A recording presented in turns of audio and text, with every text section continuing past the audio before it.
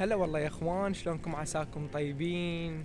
طبعا اليوم الجولة راح تكون مختلفة. راح نروح الماركتات التسوق الألمانية وتشوفون الخضروات واللحم الحلال والحرام وكثير أمور راح تشوفون بالأسواق، شلون احنا عايشين، شلون نتسوق بألمانيا وأعتقد بأوروبا بصورة عامة. فخليكم ويا الفيديو، راح تشاهدون كثير شغلات مميزة وغريبة وجديدة، وراح تتفاجئون من بعض الأسعار. يعني احنا هنا همية من الأسعار كلش غالية، ومن بعض الخضروات وشلون تتصنع. فإن شاء الله تستمتعون. وبالمناسبة أني اختفيت، وشكرا على الناس اللي سألوا علي بسبب اختفائي. كنت مريض، صارت بيا كورونا، كنت بالتمرين، فجأة رجعت للبيت وضعي مو زين. ثاني يوم ما أقدر أشيل راسي من الفراش. عندي هنا قريب علي مال فحص سريع مال كورونا، ورا ما كلمت صاحبي قال لي مصطفى روح سوي فحص. فسويت فحص والله طلع بيا كورونا. أنا ما صدقت. رحت قبل للمطار سويت البي سي ار تيست، الفحص البي سي ار هذا اقوى شيء يعني واضبط شيء. والله سويته وهمتين طلع بيا كورونا، فبقيت حجر صحي اسبوعين الى 3. وضعيتي كلش تخربطت، والحمد لله على كل حال، وهسه زين وان شاء الله راجعين وبقوه. طبعا هسه دخلنا لهذا المول، هو ماركت تسوق يعني كل شيء بفخم كلش، اسمه الإيديكا. خلينا نشوف لكم اول شيء الفواكه واسعارها. هذا جهة الاناناس. الاناناس هاي الوحدة شقد؟ ب2500 عراقي، مو يورو 77. هاي الافوكادو وهاي الليمون. اليوم سبت فمزدحم كلش، لان الناس ما تتذكر تتسوق الا كل يوم سبت. بهذا الليمون الاخضر، هذا كنا نبوقه من الاشجار قبل بالعراق والله العظيم. واو. هذا هنا فقرة البوتيات. هنا ماكو كيلوات، هو كيس تشيله. مثلا هاي كيس تشيلها ايش قد سعرها؟ يورو 50 صايرة هيك. البصل همات نفس الحال، اكو هذا بصل يصير كبار، هذا البصل الازرق، وهذا همات النوعية الثانية. موجود من الرخيص للغالي. هنا اشكال، والاغلب هنا مصنع. هاي لهانة بس نوعية يعني اعتقد ما موجود منها بالعراق هذا الموديل. هاي المكانات مال التسوق صراحة شوية ازدحام، ما ادري شو نسوي. خلينا نحاول. تعال من هنا نصوف. باو هاي نوعيات مال البصل والخس. هنا مرات يحطون عروض، يعني يحطون كيس بخس وبصل وقطعة من هاي، مثلا يكون سعره 2 يورو، يعني هيك عرض تاخذه. هم يسلفنوا ويحطوا. هاي الشغلات اللي يستخدموها كمال اجسام. هذا عشقي، هذا القرنابيط، هذا كلش ببروتينات مو طبيعية. هذا الفطر. هاي همات نوعية ثانية. خليني اشوف لكم شغلة مهمة ومميزة هماتين انتم ما تعرفوها. طبعا هذا الباذنجان بالعراق المعروف ينباع كيلوات، صح؟ هذا لا، القطعة ايش قد؟ هاي بيورو 49، يعني القطعة ب2500 عراقي الباذنجاناية الوحدة. والشجر هماتين، مثلا ذني قطعتين بيش، او ذني بيو تكون طبيعي يعني مو مصنعة من هاي البيوت البلاستيكية. هاي ليش قد ذني؟ تقريبا 4000 دينار قطعتين بس والله العظيم. يعني هاي المشكلة. شوف هذا الكرفس، وين اكو كرفس؟ هذا مو كرفس، هاي عوادين مال كرفس. يعني هاي الواحد يريد يشتري كرفس ما يلقى غير هذا. هذا شنو هذا؟ باذنجان. هذا باذنجان وحشي مثل الحمار الوحشي، اول مرة اشوفه. استغفر الله.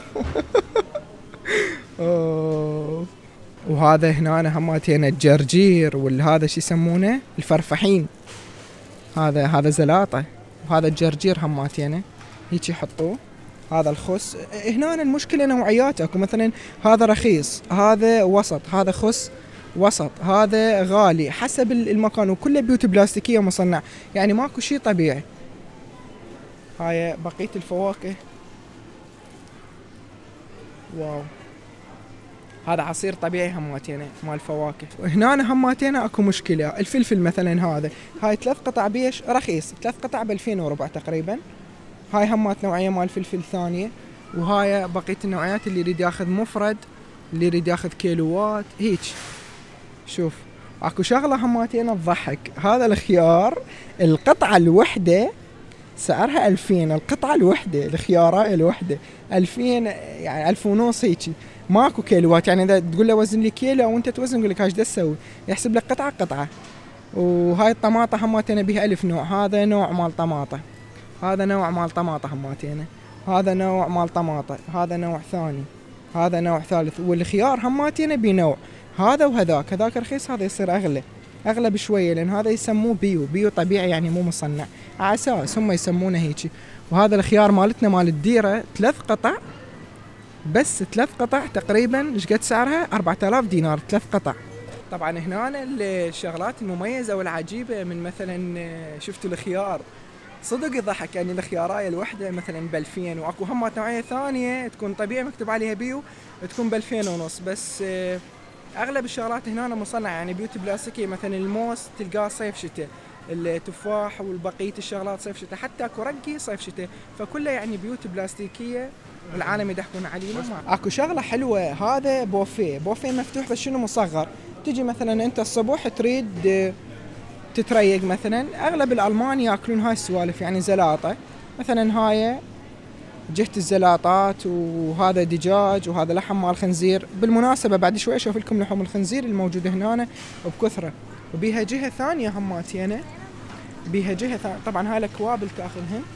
الجهة الثانية ذني الزلاطات هماتينا، اكل ما ادري زلاطة والله ما اعرف. هذا بيه اللحم ولحم خنزير وما اعرف شنو، يعني كثير امور. هذا هنا شو نسميه احنا؟ هذا شو نسميه؟ الموطة شو اسمه هذا؟ أزبري انت، هذا أزبري بس من باب الشرجي. وهاي هنا مكاين تقدر تشيل بطل من هنا وتحطه هنا وتاخذ برتقال طبيعي. هذا شوف قدامك معصور، وهذا الرمان، وحسب السعر يعني موجود وسط صغير وسط كبير، بس غالي شوية على انه طبيعي. يعني هنا الشغلات الطبيعية صراحة كلش غالية.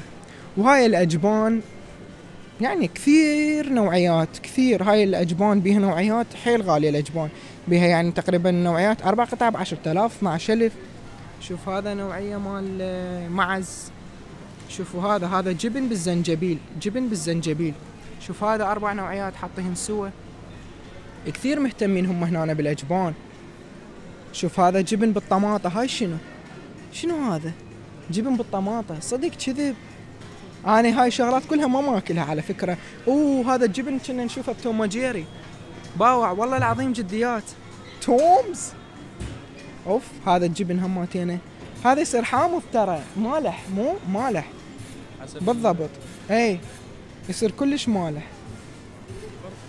البيض المصيبة البي بالعراق، وتقدر تاخذ البيض من مزرعة او شيء، اوكي تاخذه من المحل يعني نوع واحد. شوفوا هاي نوعية، هذا بودنهالتونغ، هذا يعني مال زراعي طبيعي ياكل. وهذا غالي، هذا تصير 6 قطع تقريبا 3000. شوفوا هاي النوعية الاخرى، هذا يمكن يصير الاحمر، هذا الاحمر، هذا مال العرب احنا نقوله، هماتينا غالي شوي. شوف هاي نوعيات الاخرى هماتينا، هذا ب10 قطع تقريبا ب4000، وهذا ب6 قطع. يصير بيض خير من الله، اشكال نوعيات. بعد اكو نوعيات كثيره مال بيض هنا هماتينا، حتى بيض مسلوق جاهز موجود. هذا البيض المسلوق، هذا مسلوقه جاهزه بس تاكلها، بس تفتحها تاكلها. طبعا هسه جينا القسم الحلويات، الجوله كلش حلوه. وهذا الماركت بيه كثير افرع هنا، وهذا صاير بمول، فيصير ماركت تسوق كبير. فان شاء الله تستمتعون بهاي الجوله، وشفتوا البيض والمشاكل مالته، وشفتوا الاسعار الاسطوريه والخياره وما اعرف شنو والباذنجان. فهسه راح تشوفون كثير شغلات، اللحوم وشلون احنا ناكل كمسلمين وشنو نشتري. فخليكم ويا الفيديو ان شاء الله تستمتعون. طبعا انا اليوم فرحان كلش لان طبت من كورونا، فقلت خلي اصور لكم فلوج خفيف لطيف. هاي طبعا الحلويات هنا، هاي يعتبروها المميزه يعني الغاليه، يعني حتى حاطيها بمكان خاص. شوف هاي النوع، شوف هذا النوع الثاني، يعني حتى مبين من باكيته غالي، ما ادري اسعارها ما كاتبه. شوف هاي النوعيات، هاي مثلا الناس عندهم مناسبة يريدون ياخذون هدية لشخص، ياخذوا له هاي الشغلات. احنا مو مثلنا بالعراق يجيبوا له درزن بيبسي ودرزن عصير ودرزن كيك وما ادري شنو، لا جديات. حتى المريض ياخذوا له من ذني ويفرح كلش، يعني يشيل هاي وياخذها للمريض. ايش قد سعرها؟ هاي سعرها تقريبا 15,000، هذا سعره 15,000. وهاي اكو نوعيات هواية، حتى مبينة شكلها مثل مال الهدايا ومميزة، والأطعمة اللي بيها هماتي أنا مميزة. وأكو ناس تحب تاخذ مفرد، أنا قليل أشوف بألمانيا يبيعون مفرد، بس هذا المول الظهر كل شي بيه. هاي مفرد هماتي أنا نوعيات، مثلا هذا هيجي، شوف يديه تلمع، هاي هماتين شوف كثير نوعيات. هاي يقدر واحد ياخذ مفرد، سعر ال 100 جرام 3.79€، يعني تقريبا 7000 دينار ال 100 جرام. يعني ممكن شقد هاي؟ يمكن هاي 100 جرام، هاي 100 جرام، هاي يمكن 100 جرام، ذني ب 6000 دينار كم قطعة بس. بالمناسبة اكو كاكاو يكون بيه كحول، يعني بداخله تكرمون حش السمع ويسكي وهاي الامور. والله جدياتي يحبون الالمان. جابه مصطفى يعطيني بالله. شوف هذا يكون بداخله كحول، قسما بالله يكرم الله، هذا يكون بداخله كحول، يعني مو كاكاو طبيعي. يعني اللي ياكله قبل يسكر منه انه يروح يفوت على ابو يغلط عليه يسب ويشتم. وهذا هماتين بكحول، مصطفى يعرفهم. هذا هماتين بكحول. وليد اكو شغله انتم ما تعرفوا، شغله مميزه بالعاده. احنا بالعراق اهلنا ينطونا كاكاو ما ادري شنو على اساس يذكي ويعني يفتح عقلك بالدراسه. شوفوا هاي النوعيه، هذا الكاكاو 99%، يعني هذا مو طبيعي، بحيث اذا تاكله ممكن يغمى عليك تظل تعطس. والله العظيم يعني مستحيل تقدر تجرح حتى لو قطعه منه صغيره. هذا يفيد كمال الاجسام. انا شخصيا قسما بالله اكل من هذا 85%، والله العظيم ابقى بس اعطس، ويعني المرارة مو طبيعية، بس شنو كاكاو حقيقي يعني كلش قوي. شوف النوعيات الثانية مالته، صور هاي، شوف النوعيات الثانية مالته. هذا بالتشيلي، هذا بالحار، يعني وين اكو هيجي كاكاو؟ عندهم نوعيات فظيعة. يا اخوان بالمناسبة انا مرة كنت ويا صديقي بالسيارة، هماتي انا مطلع كاكاو، فقال لي مصطفى تريد؟ قلت له ايه انطيني عادي. قال لي ترى 85%. لا باخذ عشان 75%. قال لي مصطفى 75%. قلت له عمي جيب. قال له كاكاو هذا. قلت له انا قهوه مره اشرب. المهم اكلت منه ودوخ بالسياره، والله العظيم اقعد نص ساعه، وطلعت نزلت وغسلوا لي وجهي وقعدت. من ذاك اليوم توبت ما اكله. بعدين فجاه شفته بالمول، قلت خلي اشتري اجربه، ما بيها شيء، بما اني لاعب كمال اجسام وهاي فصحي، خلي اجربه اتعود عليه. فاشتريت بالمول 70%، بعدين 75%، بعدين 80، بعدين 82، بعدين هسه عادي اكل 85 عادي ما عندي مشكله. صحيح يخليك تعطس وهاي، بس بيه طاقه مو طبيعي، لان هذا كاكاو طبيعي، يعني مو مثل بالعراق يعني 20% الكاكاو الباقي كله سكريات، فهذا الشيء مو حلو.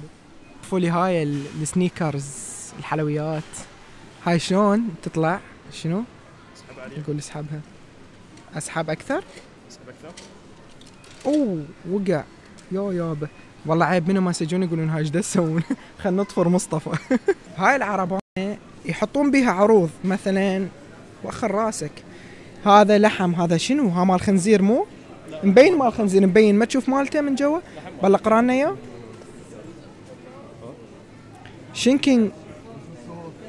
شينكن سباك، لك هذا مال خنزير شبيك؟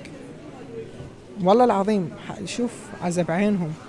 وهذا مال بقر، شوف هذا بقر، هذا مرسوم بقر، هذا مال بقر. يعني اكو كثير هنا يحطون العروض مثل ما قلنا لكم. هي هاي كانت على اساس مال راس السنه، بس بعد ما شالوها. الكل عشاق الحلويات والكاكاو. شوفوا لي هذا المنظر الرائع، هذا مليان حلويات وكاكاو، هذا بس العشاق الحلويات. يبو بعض النوعيات مال الكاكاو يا ستار. هذا كاكاو طبيعي على اساس كاتبين عليه طبيعي، يعني فيصير غالي، شيء طبيعي يصير غالي، كاكاو طبيعي. هاي هماتها نوعيات مال كاكاو. هذا جقاير كاكاو مصطفى، هذا جقاير لو كاكاو؟ هاي كلها كاكاو. كاكاو هذا 77%، 55، 88% و55 موجود. هذا كل نوعيات الكاكاو بيحاطين والقوات مالته. شايف كاكاو بالتفاح والتشيلي؟ هذا مو تفاح، تفاح وتشيلي هاي. والله تفاح اي. واو، وهذا بقشور البرتقال. بس تفاح وتشيلي وشوكولاته شلون هاي؟ بالعكس اعطيه لا تشوف هذا بالكراميل واللوز، وهذا بالقهوه. يا محمد يا ابويا قلب الصغير لا يتحمل، والله العظيم ما اتحمل هيجي مناظر. هاي مناظر حارقه خارقه. واو ذني الاربعه يا ابويا. الشيء الغريب اللي موجود بالمانيا ما عندهم جبوس نفس اللي عندنا يعني وشغلات. شوف مثلا هاي المكسرات هيجي، او اقول لك احنا صارنا هواي ترى ما رايحين للعراق، يجوز اكو هيجي شغلات. شوف هاي بالباربيكيو، هاي بالبهارات، ما اعرف شنو اشكال والوان. طبعا العراق ماكو فوقها بالمكسرات، شنو انا كنت بربي المكسرات تجنن. شوف هاي الجهة الثانية مال الجبوسة، جبوس وبساكت اشكال والوان. هذا بسكت وشاي، هذا بسكت مال عصرونية، احنا نسميه عصرونية عيني. هذا بالسمسم، سمسمة يا قمرة اليرسمسمة. اهم فقرة وانا اشوفها كلش مهمة هنا، هذا الخبز. يعني هذا ممكن انت مثلا تشيل هذا تشوفه صمون عادي، ممكن تشتريه هذا ينحط بالفرن. بس هذا اللي يكون هنا يعني هذا مايع، تحطه بالفرن 10 دقائق يسوي. هذا يكون بيه كحول، هذا يكون بيه كحول لأن مو مجمد على مود يحفظه. يعني هذا الخبز احنا من نشتريه لازم نقراه 90% هذا كله بيه كحول، 90% بيه كحول. فاحنا شنو قبل نشتري لازم نقراه. والاغلب من نريد ناخذ هيك صمون ناخذ من الثلاجه يكون جامد، لان الجامد ما يكون بيه كحول، بس هذا يخلون بيه كحول على مود يحفظ اكثر. هاي حافظات مال شاي وقهوه ممكن تحفظ لك اياه حتى 10 ساعات 14 ساعه، جديات يعني مجربه. وجماعه كمال الاجسام اللي يحبون الشوفان وهاي الشغلات، مثلا هذا صحي بيه شوفان وكاكاو، يعني مجرد تحط مي او حليب وتخليه فت 5 دقائق 10 دقائق تاكله، او تفرغه بشي وتحط له حليب حار. هاي هماتين نوعيات مال شوفان، هاي كلها نوعيات مال شوفان ومكسراتها تكون مخبوطة كلها صحية، صحية 100%. هاي شوف هذا مخلوط مكسرات وكاكاو، هاي حتى ما يصير يعني فاهي او مر يخبطون وياه كاكاو. هذا مخلوط هماتين فواكه مجففة ومكسرات وشوية كاكاو، فكثير معتنين بهاي الشغلات الصحية هم هنا. وهاي نوعيات ثانية مال شوفان أسعارها مناسبة، هذا يكون بالمكسرات، هذا همات بالمكسرات، هذا يكون بالفواكه المجففة وبعض المكسرات والموز المجفف وهاي الأمور. اكو شوفان سادة، هذا كلش صحي. وهنا الألمان يشتروا فظاعة. أنا واحدة من الناس أتريق شوفان على الأغلب، مثلا أخذ هذا السادة أنقع بحليب 2 3 وراها آكله، مثل هيك يصير. شوفوا مثل هيك يعني تقريبا. هذا هماتينه يتنقع بالحليب وينكل، كل شغلات صحية 100% هاي. وهذا يبدي هماتينه الكورن فليكس، شغلات مال الأطفال، شغلات الخفيفة. هنا الواعي بكمال الأجسام ياخذون مننا يشترون. حتى هذا الكورن فليكس صحي يعني بنسبة من بروتين. مثلا هذا وينه، مثلا هذا أنا أخذ منه ببروتين تقريبا 7%. صحيح بيه سكر بس مو كلش هو، يعني بيه بروتين أكثر. هذا هماتينه أنا أخذ منه ببروتين، يعني ويا الحليب كلش مفيد. يعني هم تشرب حليب وهم تاكل شي ببروتين وبشوية سكر يعني. هاي شوكولاتة مال مكسرات وفواكه مجففة، هماتينه أشكال والوان موجود منه. هذا كله طبيعي 100%، حتى مكتوب عليه بيو فيجان. البيو يعني طبيعي هنا. شوف هاي هماتينه حتى مسوين عليه تخفيض. هذا مال المكسرات، هذا كلش طيب أنا دائما أخذ منه، بس أعتقد بعسل مصنع يعني مثل السكر، بس مع ذلك طيب. شوف هاي هماتينه فواكه مجففة صار على شكل نستلة، وهذا شوفان مجفف مثل شوفت لكم إياه قبل شوية. هذا هماتينه، هذا عندي منه بالبيت أكل منه أني، كلش طيب بشوفان وبشوية سكريات، بس يعني الشغلات الصحية اللي بتضغي على العادية. هذا عندي مثله بالضبط والله، هذا بموز مجفف وعسل وكاكاو وشوفان، فكلش طيب وصحي يعني. بغض النظر عن انه هذا ماركت مال تسوق وما اعرف شنو، شوفوا هذا الديزاين ايش قد حلو، يعني حاطين بيه شغلات مميزة مثل هيك شيء. هاي شغلة مثلا واحد يخليها يتمرن عليها، يعني شغلات حلوة. شوف هيك هاي شغلات همات منزلية، بس ذني شوية غاليات ما أعرف شنو السبب صراحة. هاي نوعيات مال قهوة هماتينه، قهوة طبيعية، قهوة مصنعة، ما أعرف شنو أشكال مال القهوة. هنا هم من محبين القهوة، يعني يشربون قهوة بفظاعة كلش هواية. هاي الحافظات وهاي الأمور هذه تصير غالية شوية. مثل ما شفتوا هنا النوعيات مال القهوة، هنا ريحة مال القهوة مو طبيعية. هاي هنا هاي طاحن، مثلا تشتري قهوة وتطحنها. فهسه راح ندخل للحوم مال الخنزير ومال البقر ومال كل شيء اشكال والوان. خلينا نشوفها ونستكشف. دخلت مال موطة، دخلات الموطة. على فكرة الموطة من هنا صيف شتاء. خلينا نصور لكم الموطة. هاي الدخلة مال الموطة على قولة مصطفى، عبالي اصورها بعدين، بس بما انه قال دخلة مال موطة خل اصورها. هاي كلها موطة ما تخلص. شنو الكيكة اللي تقول عليها ارقى كيكة؟ بالمناسبة هاي أكثر كيك أكرهها. هنا الكيك الشيء اللي ما تعرفوه واللي راح تعرفوه هسه، هذا الكيك كله جامد. يعني هاي كيكة جامدة. مثلا هاي تشتريها، هاي الكيكة تشتريها تحطها بالبيت ورا ساعتين تموع تاكلها، بس شنو الطعم يلعب النفس. والله مو طيبه، مجرب هاني هماتي انا. شوف هاي كله كيك مجفف، الناس متعادزين حتى محطوط بفلينه. يعني انت محطوط بفلينه الكيك باوع، يعني مالك خلق تسوي كيك بالبيت وما شنو، تجيبها تموحها شويه وتاكلها، تتوكل بالله. يعني لو على المستشفى لو تقول طيبه. اشكال والوان. شوف هذا كيك يصير قطع صغار، كل هذا مجربه اني. خلينا نسد لهم هذا عيب، كله مجربه ابد ما طيب. هم شلون ياكلوه ما اعرف، هذا يكون جوا بسكت والله مو طيب، يموع بالحلق حيل مو طيب. شوف هاي النوعيات ذيك طيبه شوي، هاي الحلويات طيبه، هاي انا مجربه. هاي تكون بداخلها مربى، مرميلاده، المربى بالالمان اسمها مرميلاده. يا ولد هاي دجاجه لو طلي، هذا صدور مال دجاج. هذا شنو هذا مصطفى؟ هذا يمكن لحم متبلينه مو؟ طلع لنا وحده يا معود، لا تلزمها بيديك، خف مو زينه. جيب خلي الزمها على الله، نغسل بعدين. شنو هذا؟ هاي تكون متبله بها توابل جاهزه، بس تنشوي هاي. شوف هاي بقيه اللحوم، هذا كله غالي، قطعه تنباع. يعني انت تجي هنا تشتري قطعه وين بالعراق تشتري فريش. هذا مال بقر، وين مال الخنزير ضلعي؟ هسه نجي للدخله القويه. اويلي باع الخنزير من شكله يخوف، يكرم الله. هذا كله مال خنزير، هاي جاهزه بس تشويها، يعني تحطها بصيخ وتشويها حبيبي. كله مال خنزير، تكرمون. حش السامع وعوافي مقدمه على قولة الاستاذ مصطفى الحديثي. شوفوا اهم فقره عند الالمان هذا اللحم، يعني بالمانيا ينباع فظاعه. هذا مثلا مال دجاج محشي فلفل وما ادري شنو. هاي الالماني يجي شو يسوي له؟ يجيب له خبزه مثل هاي، يذب له وحده فوق هاي خيارايه طماطايه، اكلها على الشغل قبل مباشره، لا يدوخ نفسه ولا يوسخ مواعين. قبل والله العظيم فتح له هاي، حط له فوق الصمونايه قطعتين، من انا قطعتين خيارايه طماطايه، قبل على الشغل فلت. هاي شغلات هماتين لحوم عاديه. هذا شو اسمه هذا اللحم؟ اقول لك هذا اللحم شو اسمه بالعراق؟ شو نقول له؟ هذا المعلبات، مرميلاده ما ادري شو اسمه، المهم هيك. شوف هذا هماتين لحم، والله نسيت اسمه بالعراق شو يقولوا له. لا شوف هذا هماتين لحوم، هاي كلها تكون مطحونه، وناس تحكي عليها تقول مو زينه، ناس تقول زينه، بس ما تشبع هاي. يعني شنو هذا مثلا؟ خلينا نفتح الثلاجه.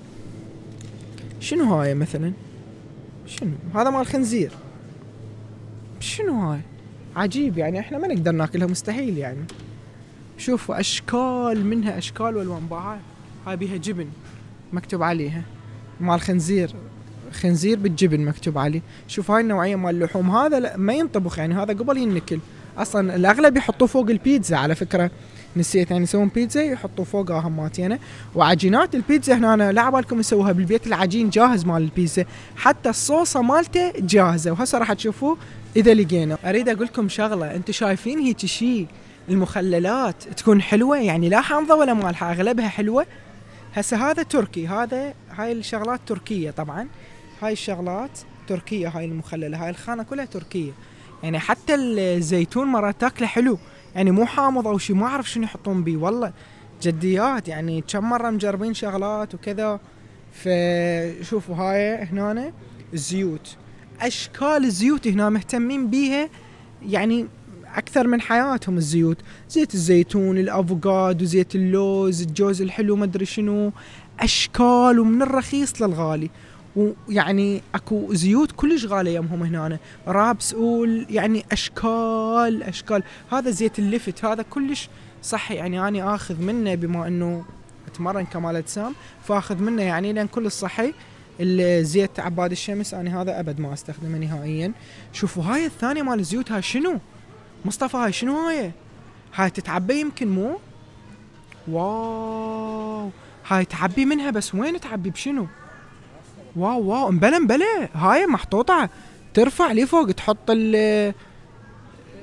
شو اسمه هاي، تحط القزازة وترفع تتعبى. هذا مال ليمون، ايش ما ادريني، زيت الليمون. شنو هذا؟ هاي علب فارغة حبيبي، تاخذها تعبي منه.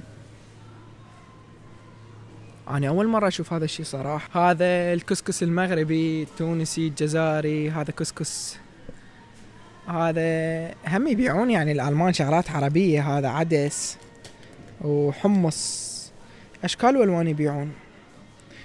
أنصحك بهاي أجمل هريسة، هاي هريسة تجنن، هاي حارة مصطفى، كلش طيبة كلش طيبة هاي ويا الأكل. الهريسة هاي شغلات عربية. هاي مربى، الله هاي مال شنو المربى؟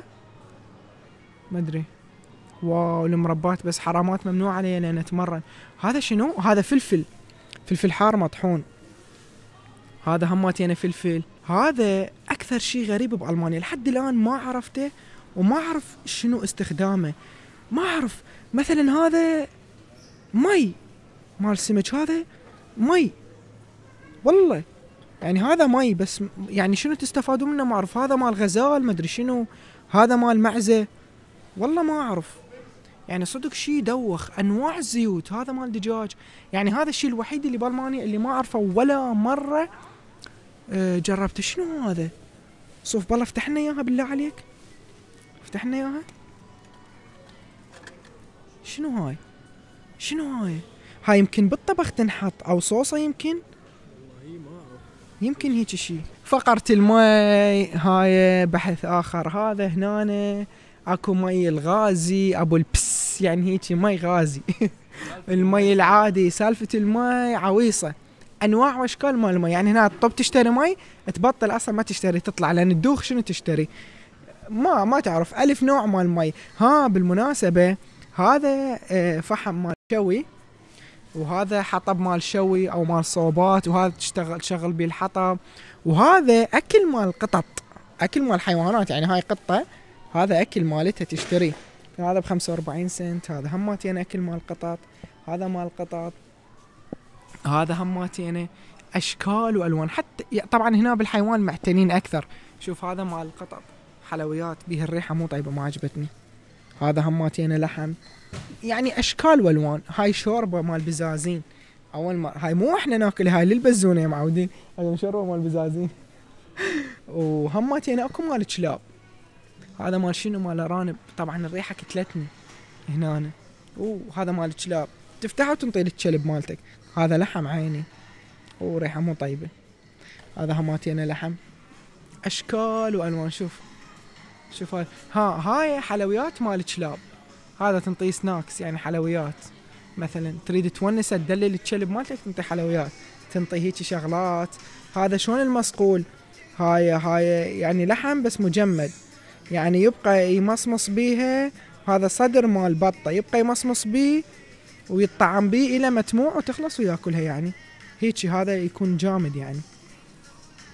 وهذا هماتين مصقول. هذا هماتين ينطوه. هذا لحم هيك يعني ينطوه هيك للكلب. شلون يعني احنا نقول حلويات سناكس يعني للكلاب. شوف هاي النوعية.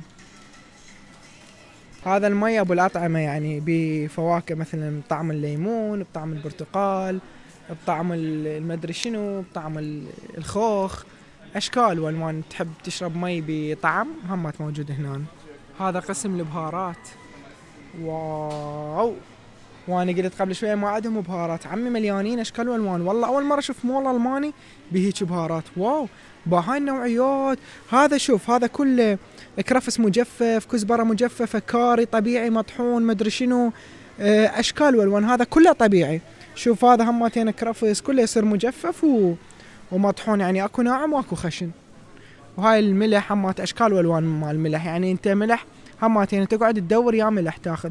اكو ملح بالاعشاب، ملح عادي. اكو هاي تصير